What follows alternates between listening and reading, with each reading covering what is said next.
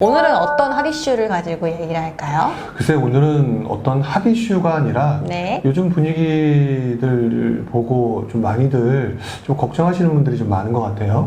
불장이라고 하더라고요. 네, 불장. 그러니까 뭐 어쨌든 그 상황에 대해서 어떤 식으로 생각하고 대처하는 게 좋을지 저희들끼리 한번 이야기를 나누는 걸로 네, 하는 게 좋을 것 알겠습니다. 같습니다. 그러면 요즘 분위기를 가지고 이야기를 시작해 볼 텐데요. 네. 요즘 상승 분위기가 굉장히 뜨거워요. 맞아요. 네. 그래서 뭐 불장이라는 표현도 썼지만 규제들이 더 나오지 않을까에 대한 염려들과 걱정들이 들리는 것 같아요, 요즘에. 그러니까 되게 조급한데 네. 또 가격은 오른다고 하지. 그래서 가야만 될 것 같은데 규제를 또 한다고 하지. 이러니까 한마디로 말하면 이제 진퇴양난 뭐 이런 거에 빠져서 어떻게 해야 될까요에 대해서 사람들이 되게 많은 관심을 갖고 그런 부분들에 대해서 질문들을 좀 많이 하시는 게 아닌가 이런 생각을 해보게 돼요. 요즘 언급되는 규제가요, 조정 지역을 확대하는 거, 전월세가 워낙에 많이 오르다 보니까 그 부분에 대한 규제도 나오지 않을까라는 생각을 많이들 하시고, 또 법인에 대한 거는 항상 귀추가 주목되어 있더라고요. 규제 그 조정 지역 지정 같은 거를 생각해 보면 네. 사실 두려워한다기보다는 당연한 현상이라고 받아들여야 돼요. 네, 이제는 무뎌져야죠, 뭐. 왜 그러냐면 처음에 뭐 서울 지역부터 시작을 해서 지금 조금씩 번져나가고 있었고, 그리고 그 다음에 규제 지역이 점점 뭐 이제 수도권에서 일부, 뭐 요즘 나오는 얘기 들어보니까 뭐 인천도 할 건가 막 이런 얘기 나오고, 네, 뭐 네. 지방 같은 경우는 청주라든지 대전이라든지 이런 얘기 나오잖아요. 네. 결국 분위기가 흘러가면 정부 입장에서는 규제를 할 수밖에 없을 거고, 네. 예전에도 그랬어요. 그러니까 각자 처해진 상황에 맞춰서 나는 어떻게 해야 될까를 고민해야 되는 게 맞는 거지, 그냥 무조건 두려워만 해서도 안 되고, 그 다음에 그렇다고 해서 또 무시하고 무조건 덤벼들어서도 안 되는 시장인 것 같아요.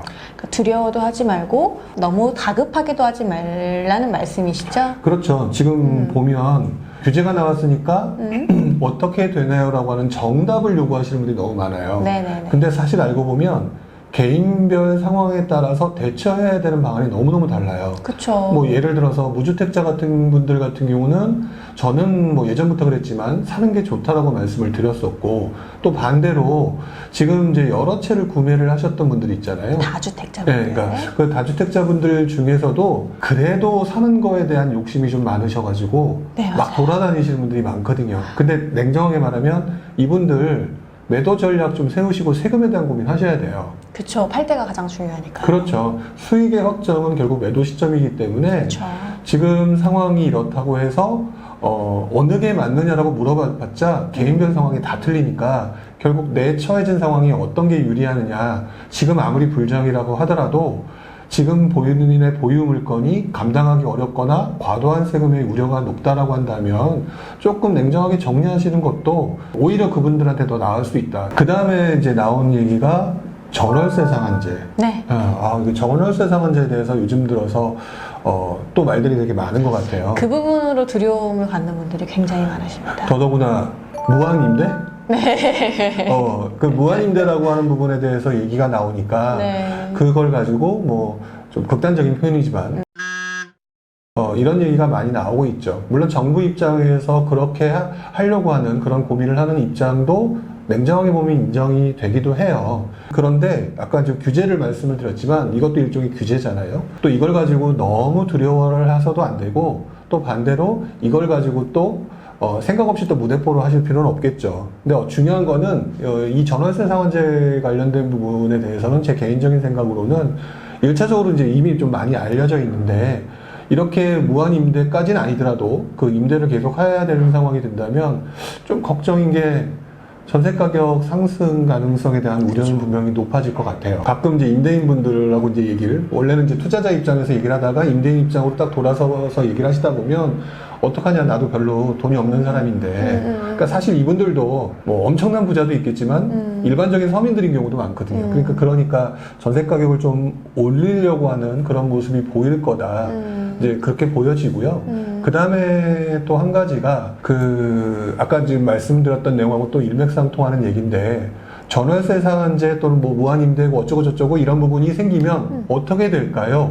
라고 저한테 물어보시고 또는 다른 분한테 물어보시면서 그거에 대한 얘기를 듣고 그대로 행동하시려는 분들이 있을 수도 있어요. 맞아요. 근데 저는 규제도 전월세 상한제죠.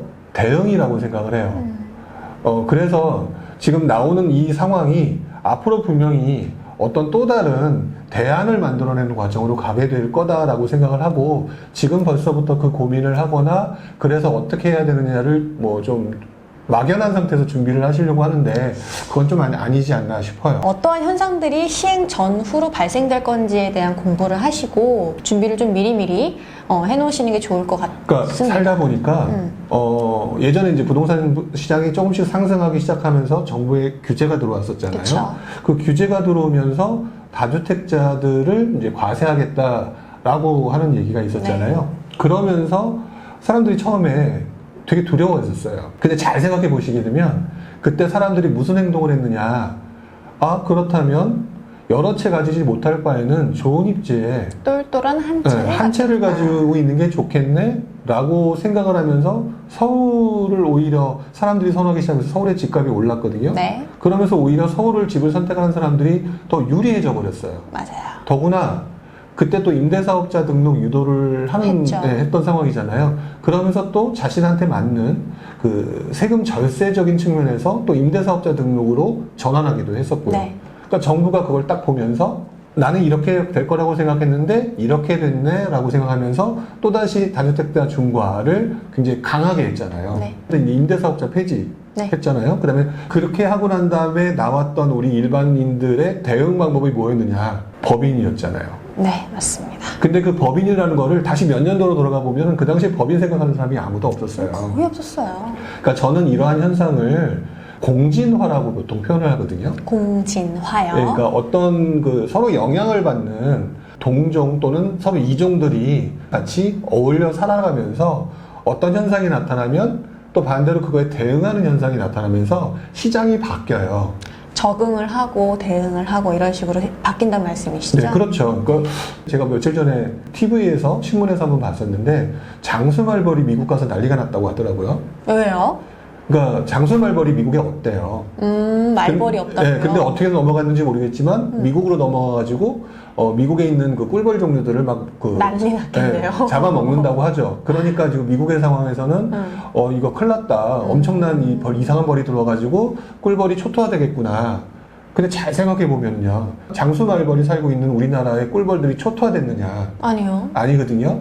텔레비에서 보고 느낀 건데 꿀벌들이 굉장히 많은 희생을 겪지만 결국 장수말벌들이 공격을 하게 되면 장수말벌을 감싸서 열을 내서 장수말벌을 죽인대요. 이미 적응을 해서 대응을 하고 있네요. 근데 이제 미국에 있는 꿀벌들은 아직 적응하거나 대응을 못한 거죠. 그렇죠. 오늘 저희가 이렇게 좀 뜨거운 시장 분위기에 따라서 이야기를 좀 나눠봤는데요. 마무리를 좀 부탁드리겠습니다. 지금 현재 전월세 상한제라고 하는 부분이 당장은 어떻게 될지 모르겠어요. 네. 그 중에 하나 확실하게 아는 것은 과거의 사례를 가지고 봤을 때 네. 전세 가격이 상승할 수 있다. 그런데 이런 부분이 나오게 되면 제 개인적인 생각이기도 하지만 분명히 이 계약 제도에 대해서 뭔가 이 틈새를 이용한 단기 계약이라든지 기타 방법들이 나올 수밖에 없을 거예요. 그렇기 사람들은 때문에 똑똑하시니까. 네, 그렇기 때문에 이거를 가지고 너 막연하게 걱정을 하느냐. 오히려 걱정해야 될 거는요, 이걸로 인해서 전세 가격 상승하게 되면 그때 되면 어떻게 될 건지. 오히려 서민들이 손해가 보는 상황이 더 커질 수 있을 거고요. 항상 그동안 봤던 모습을 보게 되면 힘없는 사람이 결국 돌고 돌아서 문제를 그 어떤 타격을 입는 그런 경우가 발생하거든요. 뭐 갑자기 얘기하다 보니까 비슷한 얘기를 하게 되는데 어저께 우연히 텔레비를 틀다가 중국의 참새 이야기라는 내용을 제가 텔레비에서 얼핏 본 게 있어요. 무슨 얘기인지 아세요? 중국의 참새인가요? 들어본 적 있으세요? 아니요, 못 들어봤어요. 그러니까 예전에 모택동 시절에 네. 모택동이 지나가면서 벼를 갉아먹는 참새를 보면서 완전히 그 해로운 거니까 잡아 죽여야 된다. 멸종을 시켜야 된다. 네, 그랬대요. 그래서 그 당시에 중국에서 그 당시엔 중공이었죠. 네. 그 중국에서 그 참새를 잡기 하는 운동이 계속 벌어졌는데 그 결과 수천만 명에 해당되는 굶어 죽었대요. 사람들이. 왜 그러냐면 참새가 해충을 잡아먹지 못함으로 인해서 결국에는 일반 서민들이 굶어 죽는, 그러니까 벼를 생산을 못하니까 이렇게 됐다고 하거든요. 그래서 제가 조금 걱정되는 부분은 전월세 상한제가 공식적으로는 되게 좋아 보이는 모습일지 몰라도 이게 결과적으로 또 다른 어떤 부메랑 효과를 일으키면서 서민들이 되게 많이 안 좋은 모습이 될 수도 있다. 그 부분 가운데서 나타나는 현상들이 있기 때문에 서민들은 서민들대로, 그 다음에 지금 현재 임대를 주고 계신 분들은 또 다른 방법을 찾아서 이렇게 움직이는 과정으로 갈 거다. 그러니 너무 처음부터 그거에 대해서 각자가 두려워할 필요는 없지 않을까, 이런 생각을 좀 해봅니다. 자, 그러면 저희 마무리하고 인사할까요? 네, 그러시죠. 네. 다음에 만나요.